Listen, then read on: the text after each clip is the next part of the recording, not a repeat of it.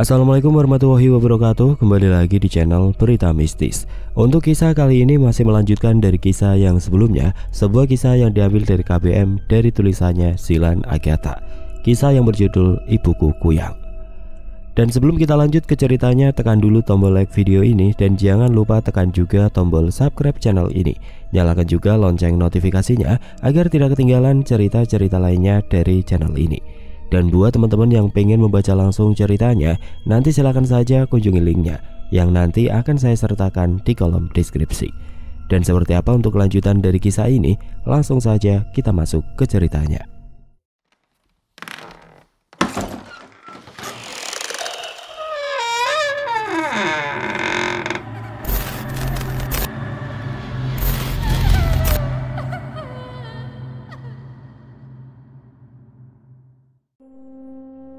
Hari itu karena kurang yakin, aku browsing di internet apa itu kuyang. Sumber-sumber mengatakan bahwa kuyang adalah perempuan yang mendalami ilmu hitam atau melakukan perjanjian dengan iblis agar hidup abadi. Namun banyak juga yang memakai ilmu untuk awet muda dan kecantikan. Aku semakin terkejut ketika tahu tumbalnya agar ilmu semakin kuat, darah persalinan, darah bayi baru lahir, bahkan bayi itu sendiri. Ternyata yang dijelaskan Acil kemarin itu benar. Wanita kuyang ini bukan mitos belaka. Aku menangis. Tidak sangka ibu mendalami ilmu ini. Pantas saja ia terlihat cantik dan awet muda. Banyak pria terpesona. Kulanjut membaca halaman berikutnya. Selain untuk kedua hal tadi, biasanya ilmu kuyang dimanfaatkan untuk mencelakai orang lain. Ibu mau mencelakai siapa? Sekarang aku dilanda kebingungan. Haruskah memberitahu semua orang bahwa ibu adalah kuyang yang selama ini dicari-cari, atau berusaha menyembunyikan ibu dari amukan warga? Sebagai anak, tentu aku sangat menyayanginya. Aku mengantar Dinda ke sekolah karena ibu belum sehat betul. Ketika pergi pun, rasanya aneh dan tidak biasa. Suasana sekitar beda, lingkungan pun asing terasa. Karena terburu-buru, aku pun mengabaikan hal itu. Waktu juga terasa cepat. Serasa baru tadi pukul 7 langsung ke pukul 8 pagi. Setelah mengantar Dinda, aku duduk sebentar di kursi panjang samping kelasnya. Bolak-balik mengecek ponsel, tetapi tidak ada sesuatu yang istimewa. Akhirnya, aku membuka kotak bekal dan mulai menyuap makanan ke mulut.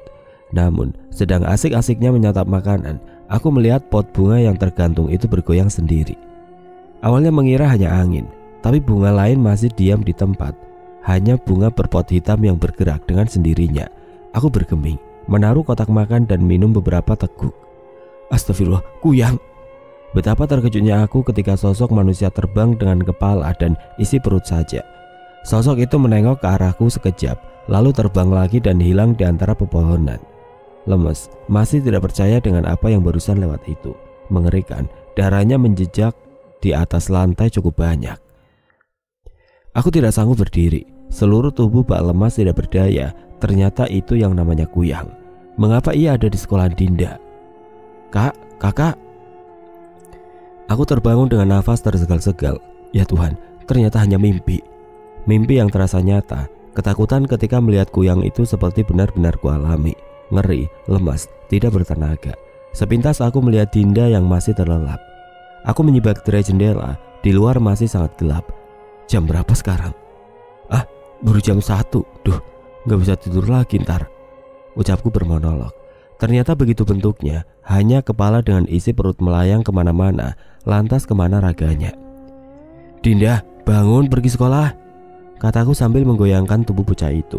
Ia berkeringat, dahinya pun mengerut. Khawatir aku memukul pipinya pelan agar ia terbangun. Din, bangun Din. Kuyang, ada kuyang. Dinda mimpi tentang kuyang. Kami bermimpi hal yang sama. Apa ini ada artinya? Belakangan kami sering bercerita tentang kuyang. Kemungkinan besar bermimpi hal yang sama itu wajar. Ia terbangun dengan nafas pendek dan keringat membasahi rambutnya. Aku yang sebenarnya panik, enggan dulu bertanya. Biarkan ia menenangkan diri dulu. Setelah beberapa menit mendiamkan, akhirnya aku beranikan diri untuk bertanya. Dek, tadi mimpi apa sampai ketakutan begitu? Mimpi ibu jadi kuyang kak, ibu mau makan Dinda, ucapnya lalu mulai menangis. Kok gitu? Nggak tahu kak, Dinda nggak mau, Dinda takut. Udah, itu kan cuma mimpi, Din, bukan kenyataan. Lagi pula kakak juga baca di Google kemarin, Kuya nggak makan suami dan anaknya kok. Jadi kita aman. Ibu sayang sama kita. Jelasku meski agak takut juga. Anak sekecil ini diberi mimpi yang menyeramkan. Tapi kak, serem banget kayak nyata, ucapnya lagi. Sungguh aku tidak tega melihatnya seperti ini. Tangannya gemeteran, keringatnya pun tidak berhenti mengalir. Iya, kakak juga mimpi yang sama. Kamu manggil kakak, baru tersadar. Benar kata kamu, Din. Mimpinya terasa nyata. Apa itu ada artinya? Kami bergeming, tenggelam di dalam pikiran masing-masing. Jika ibu benar-benar manusia kuyang, aku harus tahu apa tujuannya mendalami ilmu itu. Sekitar pukul 10 pagi seseorang datang menemui kami.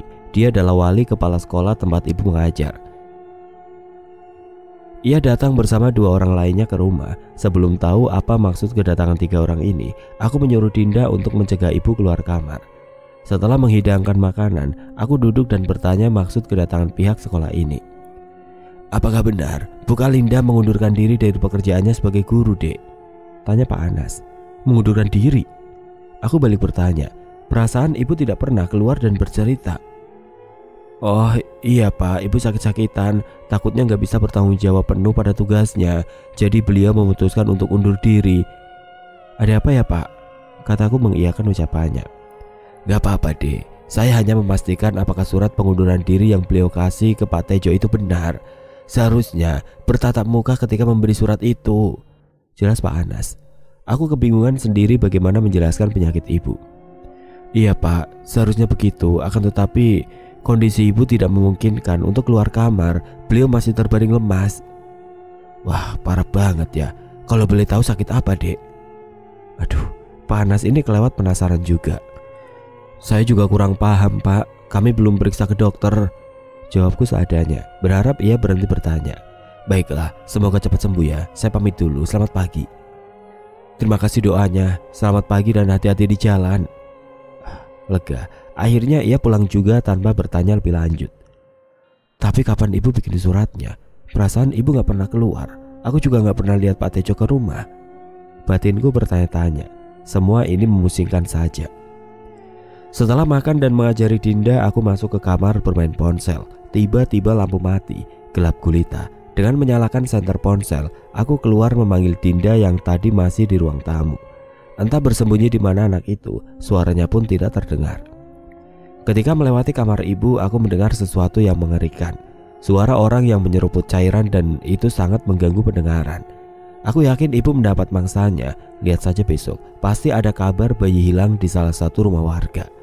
Ya Tuhan, sadarkanlah ibu. Apa ia tidak tahu bahwa ini perbuatan dosa? Mengorbankan bayi-bayi lucu itu rasanya tidak tega.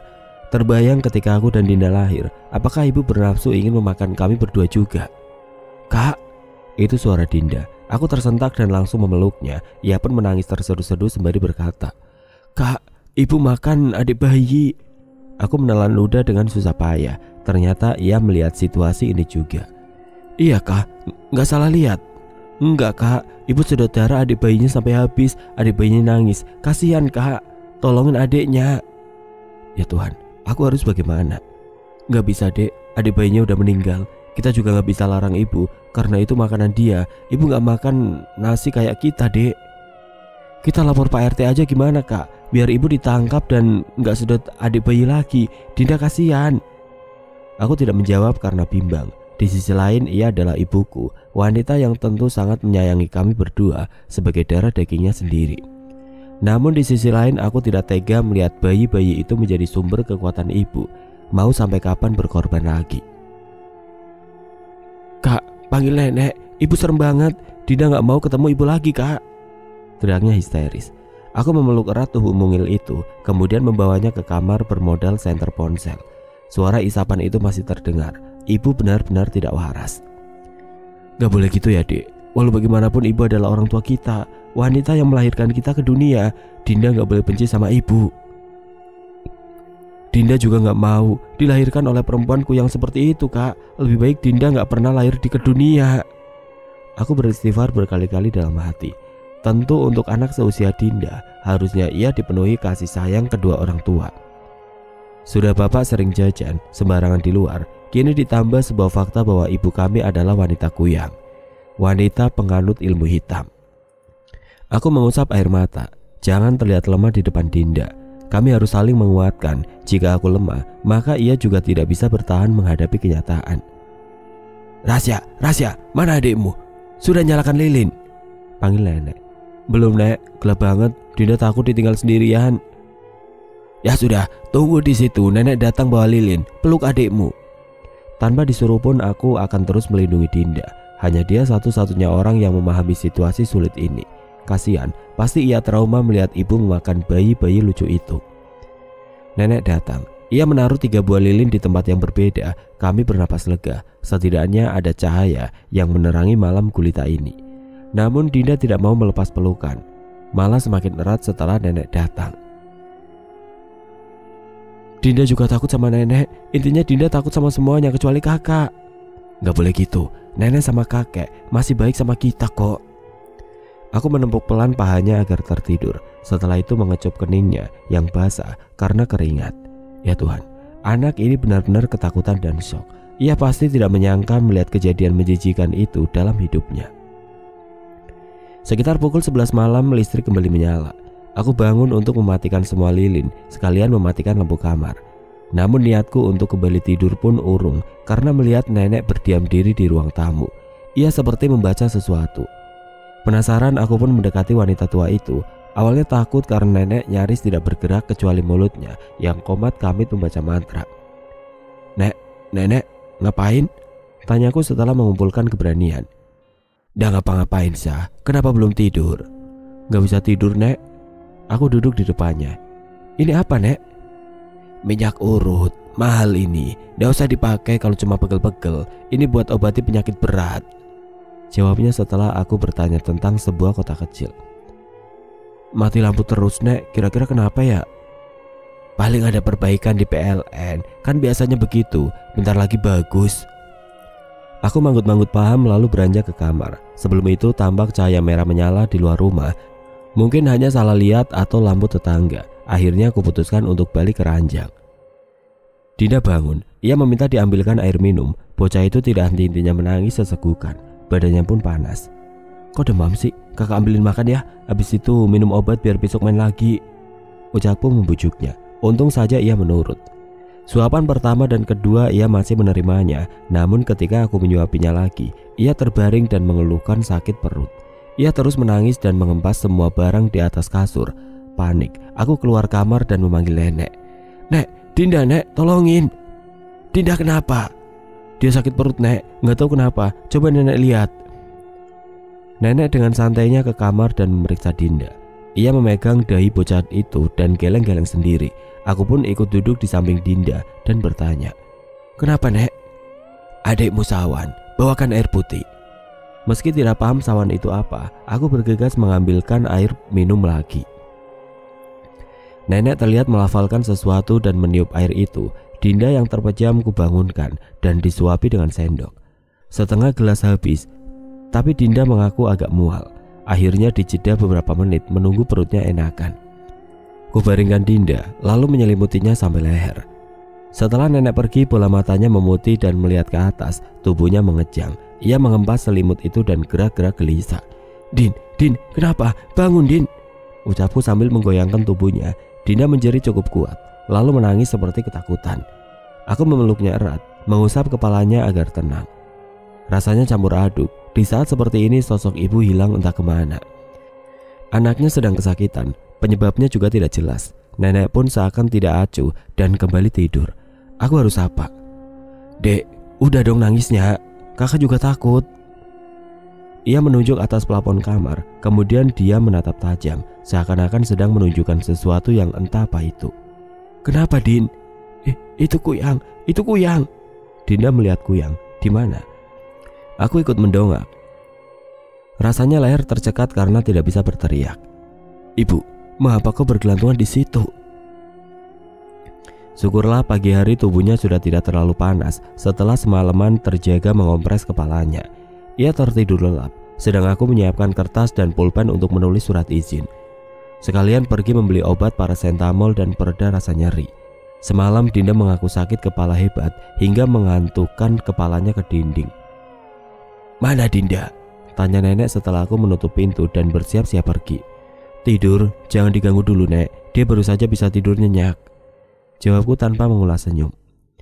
Malas sekali rasanya, apa pedulinya, semua orang rumah sibuk dengan urusan masing-masing, menjengkelkan. "Kamu mau kemana?" "Ke sekolah, mau antar surat izin." "Gak usah, biar Pak Tejo aja yang antar, dia mau ke sekolah juga." Aku menghela nafas, sebenarnya tidak ingin meminta bantuan Pak Tejo. "Gak apa-apa Nek, rasa sekalian mau beli obat." Tanpa menunggu persetujuan, aku mengambil jilbab dan kunci motor, lalu beranjak pergi. Hawa di rumah ini berbeda, tidak sangat dulu. Anak sekecil itu sakit dan tidak ada seorang pun yang peduli kecuali aku, apalagi bapak. Kerjanya mabuk-mabukan dan pulang pagi langsung terkapar di lantai dengan aroma alkohol yang kuat. Rasanya ingin cepat bekerja dan membeli rumah sendiri. Setelah mengantar surat, aku meneruskan perjalanan ke apotek Melia Farma. Bertanya ke apoteker merek obat yang cocok dengan Dinda, harganya terjangkau. Sisa uang dipakai saja membeli roti dan cemilan. Sesampainya di pasar, kerumunan orang membuat perhatian teralihkan. Mayoritas ibu-ibu dan anak kecil yang mereka bawa sedang membahas apa. Penasaran tingkat dewa, aku pun ikut memasang telinga. "Alhamdulillah, katanya kampung ini mulai aman dari teror kuyang. Udah gak ada kabar bayi yang hilang," ucap pria bertubuh gemuk itu sambil mencium pipi anaknya. "Alhamdulillah, Pak Mursalin memang the best. Berkat rumput jaringau yang dia bagikan ke semua warga, sepertinya kuyang itu mati karena gak ada makanan," timpal ibu-ibu berkerudung marun. "Kalau kampung ini aman dari kuyang, seharusnya kita menemukan jasad si kuyang dong. Menurut cerita yang saya dengar, kuyang bakal terjerat tali ijuk yang dipasang di setiap rumah." Aku serius mendengarkan bapak-bapak itu bercerita. "Bukannya apa, jangan dulu bersanteria. Selama si kuyang belum ditangkap, kampung ini belum dinyatakan aman sepenuhnya," lanjutnya lalu membuang putung rokok. "Iya benar, saya setuju dengan Pak Imron. Wanita kuyang itu harus ditemukan, kalau perlu dibunuh." Semua orang bersorak setuju, kecuali aku yang merasa khawatir bagaimana jika warga benar-benar berhasil menangkap ibu. "Sejauh ini warga kita nggak ada yang mencurigakan ya?" tanya Pak Imron. Jangan salah Pak, itu si Bu Kalinda dari kemarin banyak digibahin kalau dia itu kuyang," jawab Bu Isna. Iya, aku kok nggak pernah ngeliat Bu Kalin lagi ya, kemana ya?" "Itu anaknya ada, tanyain saja." Seketika semua tatapan mengarah kepadaku. Aku yang gugup hanya nyengir kuda, sesekali mengalihkan pandangan ke arah lain. Tahu begini, langsung kabur saja tadi. "Ibumu kemana sih?" tanya Pak Imron dengan tatapan aneh. "Ada di rumah Pak, lagi sakit," jawabku seadanya, takut salah ngomong.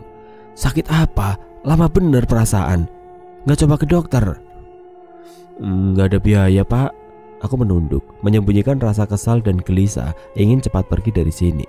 Semakin lama semakin mudah bagi mereka menemukan celah. Kentungan pos kampling dekat sini berbunyi lagi. Perwakilan dari masing-masing anggota keluarga menghampiri Pak Mursalin. Karena bapak belum pulang dan kakek nenek pergi ke rumah kawannya, aku terpaksa menghadiri panggilan itu. Dinda belum sehat, alhasil membiarkannya di rumah dengan ibu. Takut? Tidak juga. Kupikir hanya sebentar. Aku yakin ibu sayang Dinda. Ia tidak mungkin melabuh hatinya sendiri sekalipun harus menahan lapar. "Ada apa Pak? Apakah ada laporan bayi hilang lagi karena kuyang?" tanya Tante Winda. "Sabar Bu, saya akan jelaskan." Pak Mursalin menarik nafas, meletakkan tangan di belakang tubuh, kemudian berdeham cukup keras. Aku tidak tahu apa maksudnya, yang jelas itu cukup mengganggu. Apalagi di sini hanya aku dan Tante Winda yang berjenis kelamin perempuan. "Kali ini bukan bayi, tapi ternak warga. Pak Didi, Bu Dia, dan Bu Wati melapor kalau ternak ayamnya banyak yang hilang. Rata-rata hitam dan jantan," jelas Pak Mursalin. Mendadak aku menggaruk kepala yang tidak gatal. Aduh, teror apa lagi ini ya? Apa ada dukun yang menjadikan ternak sebagai tumbalnya? Duga Tante Winda.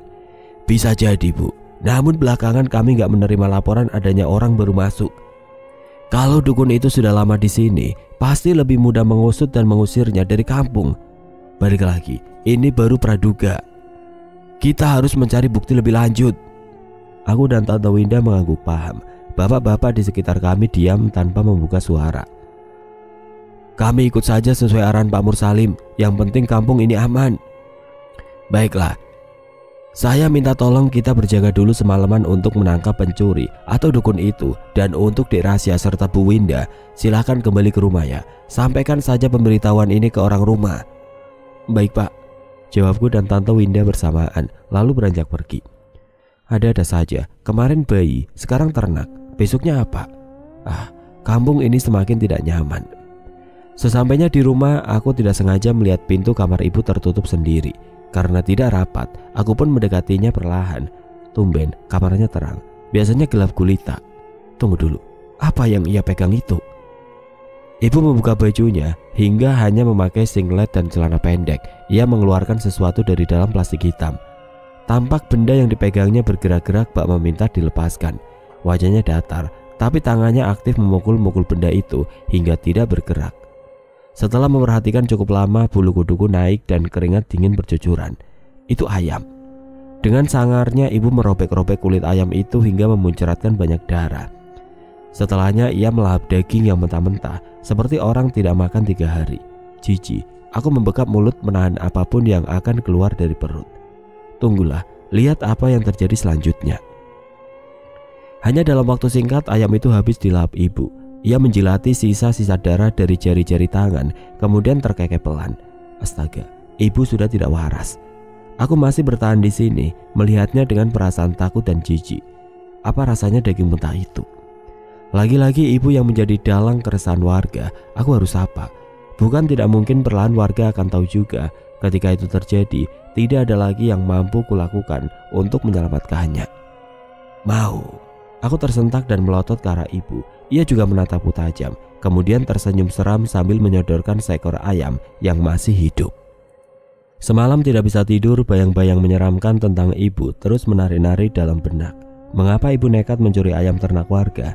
Sumpah, aku semakin tidak tahan tinggal di rumah ini. Suhu badan Dinda mulai turun, keringatnya pun keluar sebagai pertanda sakitnya akan segera sembuh. Sesekali ia bangun dan mengobrol singkat denganku. Alhamdulillah, aku senang melihatnya kembali ceria. Senyum bak tertahan, pikiran masih tidak tenang. Bagaimana jika ibu sampai ditangkap warga karena pencurian ternak? Sayup-sayup terdengar obrolan ibu-ibu di depan rumah. Mereka berbelanja ke Pak Lek sayur sembari bergibaria. Tentu saja tidak jauh-jauh dari Kuyang. Aku yang penasaran pun ikut mendengarkan. Ada kangkung, Lek? Tanyaku. Pak Leklan menggumam singkat kemudian memberi plastik bening. Ya, ibumu belum sembuh ya? Lama banget sakitnya. Nggak coba periksa dulu, takutnya kenapa-napa ya? Tanya Tante Winda. Iya dek, bahaya penyakit kalau dibiarin tuh. Mending ke dokter aja pakai BPJS. Timbal Acil Sinta. Aku tersenyum dan rasanya malas membahas pertanyaan mereka. Udah seminggu lebih, takutnya ada penyakit apa gitu, kita nggak tahu. Balas Tante Winda lagi. Wanita yang suka memakai banyak perhiasan itu memberi uang ke Pak Leklan dan bergegas pergi. Tadi aku baca di Facebook, ternak Budila hilang. Kemarin cuma 1, sekarang 3 sekaligus. Heran, siapa ya pencurinya? Bisa-bisanya nggak ketahuan warga. Ucap Acil Sinta memulai pembicaraan. Aku berdeham keras karena Pak Leklan tidak kunjung memberi uang kembalian. Dari sini aku paham lelaki pun laju juga urusan gibah-menggibah. Iya Cil, heran juga aku dibuat. Padahal Pak Mursalim udah ngeronda selama 3 malam. Kok gak ketangkep ya? Mulus juga pencuriannya ini. Balas Acilani yang datang setelah aku tadi. Apa jangan-jangan manusia Kuyang yang curi Cil? Kan dia suka tuh makan daging mentah. Aku tersedak ludah sendiri. Bisa-bisanya si Acil Sinta menduga seperti itu. Memang benar, tapi tahu dari mana? Gak mungkin. Kuyang makan bayi sama darah persalinan saja. Pernah dengar dia isap darah bayi baru lahir, tapi itu jarang terjadi. Intinya, aku gak pernah dengar dia makan ayam juga. Ya sudah, kita serahkan saja sama Pak RT dan warga lain. Semoga cepat ketemu pelakunya. Kasihan Budia, rugi banyak. Aku membuang nafas kasar dan berbalik pulang. Tidak bisa dibiarkan lama-lama, nyawa ibu dalam bahaya. Bisa saja ia lengah dan ketangkep warga, apalagi Pak Mursalim sering mengadakan ronda malam. 3 hari kemudian kabar hilangnya ternak sudah menyebar hingga ke daerah lain. Aku dan Dinda mewaspadai mata-mata yang mungkin mengawasi rumah kami. Sudah lama ibu tidak terlihat, jangan sampai itu terjadi. Aku tidak ingin warga curiga karena ibu tidak mempunyai lekungan di atas bibir. Aduh pak, siapa sih pencuri ayam itu? Gak cuma ayam, mentok sama itik saya aja raib dalam semalam, kata seorang wanita berkerudung hitam itu mengadu kepada Pak Mursalin. Maaf bu, saya belum tahu siapa yang mencuri ternak warga. Saya gak mau menebak-nebak sebelum ada bukti, takut fitnah, balas Pak Mursalim. Yang lain jangan khawatir, beri saja pengaman ganda supaya nggak mudah dicuri. Saya akan usut secepat mungkin. Saya yakin pencurinya nggak jauh dari sini. Tiap malam kok dia nyuri. Kamu nggak pernah ngeliat sesuatu yang aneh gitu? Diem aja dari tadi. Aku tersentak dan menganga, kemudian cengengesan menggaruk kepala. Enggak Cil, justru karena saya nggak tahu, ya saya diam menyimak. Mereka masih melempar tatapan aneh ketika aku pergi. Hampir saja, mereka sangat mengerikan. Sore hari sekitar pukul 6 aku keluar rumah karena ingin membeli garam. Setelah membeli di warung Acilwati, aku duduk sejenak di bawah pohon mangga depan musola. Cuaca sangat panas padahal belakangan sering turun hujan. Apakah ini pertanda pancaroba? Sambil menikmati es krim, aku memperhatikan satu persatu orang yang lewat. Awalnya biasa-biasa saja, tidak ada yang berbeda. Namun ketika aku melihat wanita hamil yang berjalan bersama seseorang lelaki, alisku mengerut memerhatikan mereka. Ibu hamil itu berhenti sembari bercanda ria dengan lelaki yang kutebak adalah suaminya. Mereka sangat bahagia, mungkin karena sang istri akan melahirkan. Perutnya besar. Tawa di wajah mereka seketika lenyap setelah kedatangan seorang perempuan berjubah hitam yang mengenakan lengan panjang. Wanita itu mengelus perut ibu hamil dan seperti mengatakan sesuatu. Aku tidak bisa mendengarkannya karena jarak kami lumayan jauh. Setelah perempuan aneh itu pergi, ibu hamil dan suaminya juga melanjutkan perjalanan. Aneh, mengapa ada perempuan yang memegang perut wanita lain secara tiba-tiba? Aku pulang dengan tanda tanya besar. Rumah tertutup, pasti nenek, kakek dan Dinda pergi keluar tadi. Untung saja membawa kunci cadangan. Astagfirullah, kaget ibu. Ngapain di sini? Harusnya ibu baring istirahat. Ibu bosan di kamar terus, sekali-kali keluar ndak apa-apa kan? Bukannya nggak boleh, tapi rasa takut ibu Ibu jalan di sekitar sini saja kok. Lagi pula siapa yang mau keluar cuaca panas begini? Kok ibu tahu cuaca luar sedang panas-panasnya? Pintu jendela ditutup, hanya seberkas cahaya yang masuk. Tidak lantas membuat ibu yakin bahwa cuaca sangat panas. Mungkin dirasakan melalui hawanya. Ya udah, sebentar saja ya bu. Ibu belum sehat betul, ungkapku lalu tersenyum. Ia mengangguk cepat dan berlari kecil ke kamar. Ternyata mengambil jubah yang ada penutup lehernya. Untuk apa? Bu, kok pakai jubah segala? Kan cuma di depan rumah, gak gerah kok. Ibu belakangan alergi panas, jawabnya dengan nada datar. Memangnya ada alergi semacam itu? Ekspresi ibu sangat bahagia. Ia seperti bebas dari penjara. Ya, aku tahu rasanya terkukung di dalam kamar karena diincar warga. Biarkanlah, yang penting tidak kemana-mana. Aku membaringkan diri di kasur. Dinda yang sedang bermain tablet pun turut mendekat ke arahku. Syukurlah ia terlihat ceria dan sehat. Aduh, ribut lagi di luar kak, kata Dinda lagi menutup kedua telinganya. Aku juga heran, mengapa ada suara bising lagi di luar. Bentar, biar kakak cek. Setelah membuka pintu, ternyata warga sedang membunyikan alat-alat dapur dan menyebar garam depan rumah tangga. Seperti yang pernah dikatakan Dinda, ini pertanda akan ada yang melahirkan. Aku jadi teringat ibu hamil siang tadi. Jangan-jangan dia. Tante, siapa yang mau lahiran? Tanyaku pada Tante Winda yang sedang memegang rumput jaringau. Ada iparnya Bu Desi, katanya tadi siang perutnya dielus kuyang. Kalau begitu bahaya, dia diincar nanti pas lahiran. Oh ya, tadi siang Rasya lihat seorang wanita datang tiba-tiba, langsung mengelus perutnya si Bumil. Rasya kira kenalan atau siapa gitu. Ciri-cirinya gimana? Dia pakai baju jubah gitu, besar sampai nutup leher sama seluruh tubuhnya. Rasya nggak lihat mukanya gimana karena dari samping. Jelasku sambil tengok kanan kiri, merinding. Nah, itu kuyang. Dia nutupin lehernya karena pisah sama badan. Astaga, abis itu kemana dia? Tante Winda heboh sendiri sehingga menarik perhatian orang lain. Gak tahu Tan, jalannya cepet banget. Aduh, ternyata dia masih ada. Lama-lama terdengar suara tangisan bayi dari rumah itu. Bapak-bapak terus memukul panci dan wajan di bawah kolong. Beberapa dari mereka juga bolak-balik menyebar garam dan rumput jaringau. Ya Tuhan, segitunya. Ketika aku berbalik ingin pulang, kepala rasanya menyentuh sesuatu yang lembek. Usus? Ibu? Aku membekap mulut menahan jeritan yang tadi sudah hampir membuat segalanya terbongkar. Seketika warga menunjuk ibu yang berwujud kuyang itu. Ia terbang melarikan diri sedangkan warga lain mengejar dengan melempar penangkal kuyang. Disinilah hatiku bimbang. Ibu atau bayi-bayi itu? Sya, kamu tadi ngelihat kok diem aja sih? Harusnya ditangkep dong, bentak Tante Winda. Aku merunduk karena sakit hati dibentak di depan banyak orang.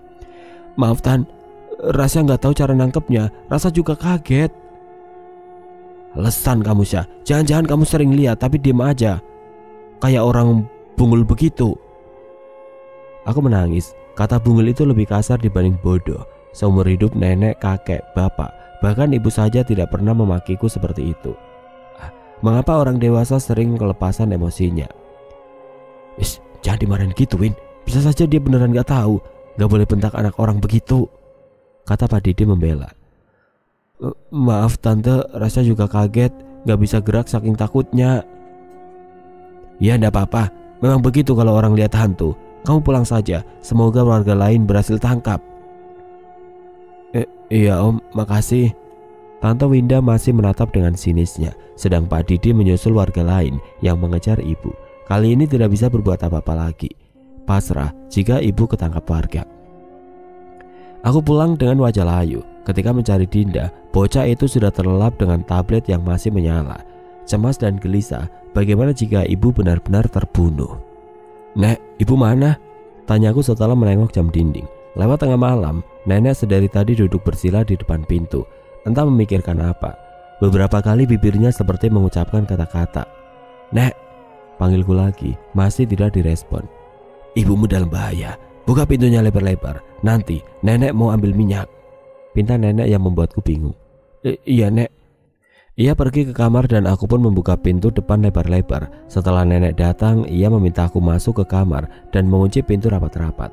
Jangan mencoba keluar katanya apapun yang terjadi. Nenek tidak menjelaskan untuk apa. Tatapannya aneh dan kosong. Aku jadi takut bertanya lebih lanjut.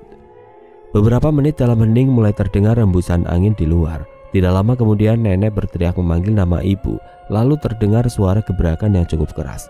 Aku terkesiap ingin sekali tahu ada apa di luar sana. Kalinda, apa yang sakit nak?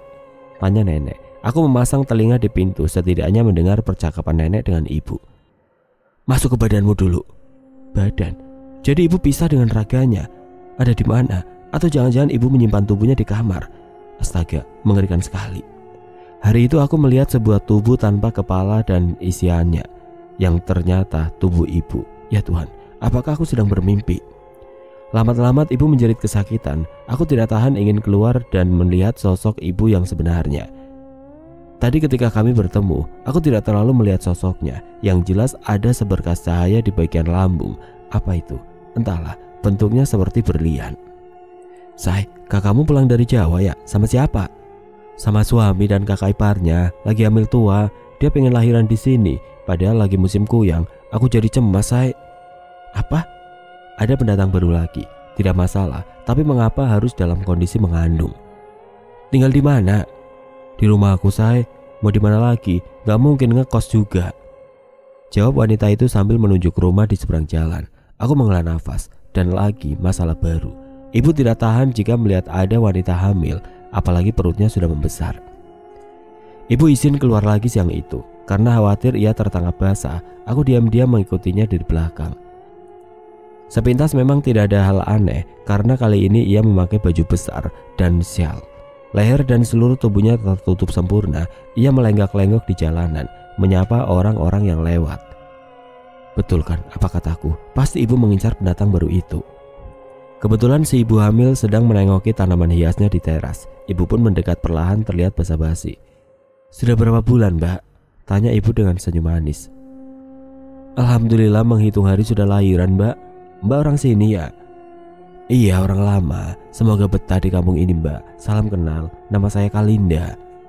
Duh, Bumil itu berkata jujur. Harusnya dia diam atau berbohong saja. Saya buru-buru, terima kasih. Ibu pergi sambil menutupi wajahnya. Sialnya ia berpapasan dengan Tante Winda, bakal panjang urusan. Bu Kalin, kok baru nongol, sakit apa bu? Tanya Tante Winda dengan nada lebay. Sudah membaik, saya keluar jalan-jalan karena bosan. Jawab ibu sambil terus menutup mulutnya, hanya terlihat kedua mata dan alis. Oh, kenapa mukanya ditutup bu? Saya alergi panas Mbak Win. Aku tidak bisa mendengar perbincangan mereka lagi karena takut Tante Winda menyadari. Sekarang bingung bagaimana menyelamatkan ibu hamil itu dari ibu. Setelah ibu pergi, aku memutuskan untuk mengunjungi ibu hamil dan pergi memberitahu tentang teror Kuyang. Setidaknya ia bisa berjaga-jaga dan proses lahiran dibantu warga. Kuyang, itu hantu atau bagaimana? Aku menjelaskan tentang sosok manusia jadi-jadian bernama Kuyang tersebut, mengandalkan pengertian dari Google. Bugia mengangguk paham, wajahnya berubah cemas. Aku jadi merasa bersalah. Maaf udah bikin ibu cemas, tapi saya pengen ngasih tahu aja supaya lebih hati-hati. Iya Nduk, gak apa-apa kok. Ibu juga pernah dengar tentang Kuyang ini, tapi gak begitu paham. Ibu kira semacam hantu kayak kuntilanak begitu, rupanya manusia. Iya bu, warga sini kalau ada yang mau lahiran pasti dibantu mengamankan kok. Ibu tenang saja. Aku tidak bisa tidur, bukan karena insomnia. Ada sesuatu yang mengusik indera pendengaran sejak tadi. Ya Tuhan, aku hanya ingin hidup tenang. Apakah ibu mendapat mangsa bayi lagi? Bukankah warga telah memasang penangkal? Aku yakin ibu hamil itu juga sudah menyiapkan segalanya. Karena haus, aku memutuskan untuk ke dapur. Namun ketika melewati kamar ibu yang tidak tertutup, aku menghentikan langkah dan melihat sesuatu di sana. Supaya tidak terlihat, aku menyingkir ke samping dan mengintip di balik celah-celah. Astaga, itu ibu. Aku membekap mulut karena hampir saja berteriak. Ibu melepas kepalanya perlahan, kemudian isi perut dan terbang melayang. Tubuhnya disembunyikan di belakang pintu, dekat sebuah cangkir berisi dupa. Ternyata seperti itu jika Kuyang ingin terbang mencari mangsanya. Ibu masih melayang-layang di ruangan, benar penglihatan Dinda waktu itu. Di tenggorokan ibu ada cahaya 3 warna, merah, hijau, dan biru. Di perutnya juga ada cahaya putih yang membekas. Apa itu semua? Ketika mataku fokus mengawasi gerak-gerik ibu, tiba-tiba wajahnya sudah ada di hadapan dengan 2 taring yang tajam. Alhamdulillah, proses persalinan Bugia berjalan lancar. Anaknya perempuan. Pak Didi datang memberi kabar bahagia itu. Aku dan ibu-ibu lain pun sama-sama berucap syukur. Berarti semalam ibu tidak berhasil mengambil bayi Bugia. Untunglah, sebelum lahiran memang saya suruh suaminya nyari bulu landak, tusuk bawang merah tunggal. Terus saya minta sediakan kaca sama cermin di dekat bayinya nanti. Katanya Kuyang gak suka sama benda-benda itu. Jelas Acelwati. Kalau ada cermin, Kuyang lihat mukanya yang serem terus kabur. Gitu ya? Timbal Pak Didi. Ya katanya gitu, ndak tahu juga sih. Kita kan bukan Kuyang. Bagus-bagus. Warga di sini gerak cepat mencegah si Kuyang memangsa manusia. Kasihan, sudah lama menanti buah hati, dimangsa Kuyang. Tapi tetap ya, kita akan ronda malam. Kasus hilangnya 3 ayam sekaligus belum tahu siapa pencurinya. Sampai sekarang kita bantu Pak Mursalim untuk mencarinya. Ungkap Pak Didi yang mengingatkanku pada ibu. Aku membayar sayur yang tadi dibeli, lalu bergegas pulang. Siang hari ibu masih membantuku mengerjakan tugas rumah. Kadang beliau yang memasak, rasanya enak. Namun ketika malam tiba, suasananya berubah.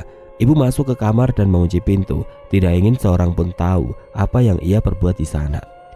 Setelah memasak dan menata makanan, aku duduk di hadapannya, bermaksud berbincang-bincang. Kusadari setelah kejadian ini, kami jarang mengobrol. Mungkin ada yang ingin ibu ceritakan. Maaf bu, Rasya mau tanya, tapi jangan marah ya. Apa benar ibu adalah sosok Kuyang yang dicari warga? Apakah ibu yang memakan bayi-bayi dan beberapa ayam itu? Tanyaku to the point. Ibu yang tadinya hendak menyuap nasi pun meletakkan sendoknya kembali. Ibu menangis. Ada apa? Apakah salah aku bertanya? Rasya nak, jangan pikirkan soal ini lagi ya. Cukup ibu yang mengalami. Ibu stres memikirkan masa depanmu dan Dinda. Ucap ibu dengan nada sendu. Maksud ibu apa? Nah, sebelum ibu mati, ibu harus mewariskan ilmu Kuyang ini ke keturunan ibu. Aku bergeming, memastikan bahwa ini bukanlah mimpi. Tapi ibu gak mau kalian menderita. Menderita jika tidak ada mangsa. Terpaksa mencuri ayam orang untuk makan. Mau ndak mau harus makan tumbal supaya kuat dan abadi. Ibu ndak mau kalian seperti ini nak. Aku menangis. Rupanya ini yang dialami ibu. Ia tidak tahan dengan nafsunya memakan bayi sampai harus diganti dengan ternak warga. Ya Tuhan, mengapa baru tahu sekarang? Kenapa ibu baru ngomong sekarang? Kenapa ibu mau jadi kuyang? Tanyaku dengan nada tinggi. Persetan dengan sopan santun, intinya aku marah sekarang. Kalau tidak ingin mengorbankan orang, mengapa harus jadi kuyang? Ada 2 alasan rahasia. Kamu belum pantas untuk tahu soal ini. Intinya sekarang bantu ibu. Bantu apa? Bantu supaya jangan sampai ada yang sadar kalau ibu ini wanita kuyang. Oh itu pasti. Siapa juga yang mau ngaku punya si ibu siluman? Yang ada kabur semua. Ibu menghela nafas, menyadarkan diri di kursi sambil menahan isak tangis. Aku sendiri bingung, harus apa selanjutnya. Mau sampai kapan menyembunyikan ibu? Sewaktu-waktu akan ada yang tahu. Besok rahasia ke rumah Budia, Tali dan putrinya, ucapku tanpa menatap ibu. Budia? Putrinya kenapa? Hah? Ibu gak tahu atau pura-pura gak tahu? Bukannya ibu yang makan Sakila? Ibu menggeleng pelan, kemudian mencondongkan badan. Enggak, ibu gak makan bayi dia. Memang kapan kejadiannya? Lupa, udah 2 minggu lebih. Bukan ibu, mungkin ku yang lain. Aku meneguk ludah. Apa maksudnya ku yang lain? Jadi di kampung ini ada lebih dari 1 selain ibu. Astaga, bisa gila aku dibuatnya.